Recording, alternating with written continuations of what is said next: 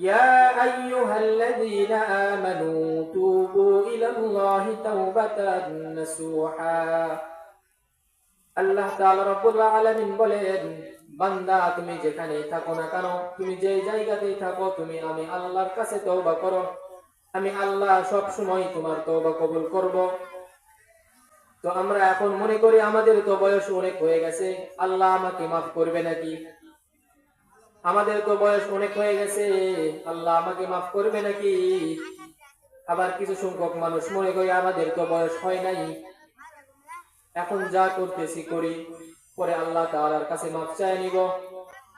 কিন্তু কখন কার মৃত্যু হবে এটা আল্লাহ তাআলাই ভালো জানেন।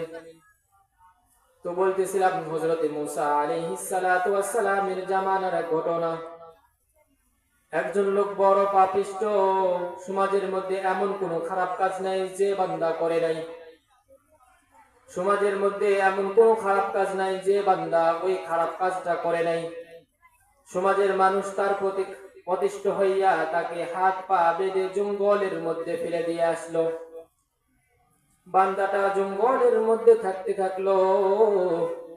যুবক মারা যাওয়ার আগ মুহূর্তে আল্লাহ তাআলা রব্বুল আলামিনের কাছে এমন ভাবে কান্নাকাটি শুরু করে দিছে, এমন ভাবে কান্নাকাটি করতেছে আর বলতেছে, ওগো আল্লাহ, ওগো মালিক, তুমি ছাড়া তো আমাদের আর কেউ নাই, তুমি ছাড়া তো আমার আর কেউ নাই। তুমি যদি আমাকে মাফ করো তাহলে তোমার কোনো দিকে কমবে না, তুমি যদি আমাকে মাফ না করো তাহলে তোমার কোনো দিকে বাড়বে না। ওগো আল্লাহ, আমাকে মাফ করে দাও। মাফ না করলে কোথায় যাব, কার কাছে যাব? দুনিয়াতে মা রাগ করলে বাবার কাছে যাওয়া যায়, বাবা রাগ করলে মার কাছে যাওয়া যায়। দুনিয়ার মধ্যে মা বাবা যদি দুজনেই রাগ করে দুনিয়ার কারো না কারো কাছে যাওয়া যায়। কিন্তু ওগো আল্লাহ, তুমি যদি আমাকে মাফ না করো তাহলে কার কাছে যাব, কোথায় যাব? আল্লাহ, তুমি আমাকে মাফ করে দাও। এমন ভাবে কান্নাকাটি করতেছে আর বলতেছে। তখন বান্দাটার চোখ দিয়ে পানি পড়তেছে। বান্দাটার চোখ দিয়ে এক ফোঁটা পানি জমিনে পড়া মাত্রই আমার আল্লাহ তওবা কবুল করে নিয়েছেন। জোরে বলেন সুবহানাল্লাহ। সমাজের মধ্যে সবচেয়ে খারাপ মানুষ তওবা করছে, আল্লাহ তাআলা মাফ করে দিয়েছে। সমাজের মধ্যে তো আমরা অতটা খারাপ না, সমাজের মধ্যে আমরা তো অতটা খারাপ না, আমাদেরকে আল্লাহ তাআলা মাফ করবে না? তখন হযরত মূসা আলাইহিস সালাতু ওয়াস সালামকে আল্লাহ ডাক দিয়ে বলেন, দোস্ত, তুমি সমাজের মধ্যে ঘোষণা দিয়ে দাও, এই আমার একটা পাগলা আশেক উম্মত অমুক গ্রামের মধ্যে অমুক জঙ্গলের মধ্যে শুয়ে আছে, মারা গেছে, তুমি তার জানাজায় অংশগ্রহণ করাও। তুমি মানুষদেরকে বলে দাও তার জানাজায় যারা অংশগ্রহণ করবে তাদের জীবনের সমস্ত গুনাহ খাতাগুলি মাফ করে দিব। তার জানাজায় অংশগ্রহণ করার কারণে সমাজের যেগুলো লোক অংশগ্রহণ করবে তাদের জীবনের যত গুনাহ ছিল সব মাফ করে দিবে। তারপরে হযরত মূসা আলাইহিস সালাতু ওয়াস সালাম ঘোষণা দিয়ে দিলেন।